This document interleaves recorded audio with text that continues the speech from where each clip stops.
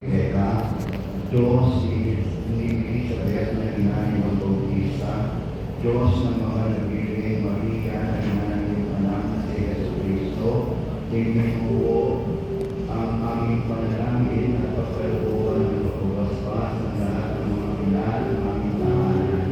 Basutan mo po sila ng lakas na mula sa iyong banal na Espiritu, sapagkat sa pamamagitan nila natutunan ng mga anak at apo kung paano tunay na tumayo, lumakad, kung paano magsalita at maglaro, at kung paano makalapit sa iyong banal na harapan sa pamamagitan ng tapat na pananalangin.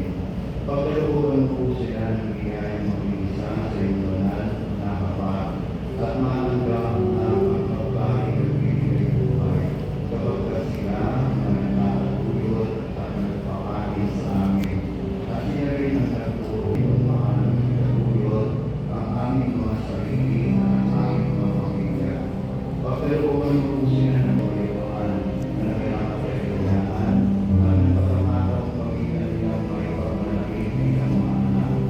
Pagkalooban mo rin po sila ng mga kaibigan na naging tapat upang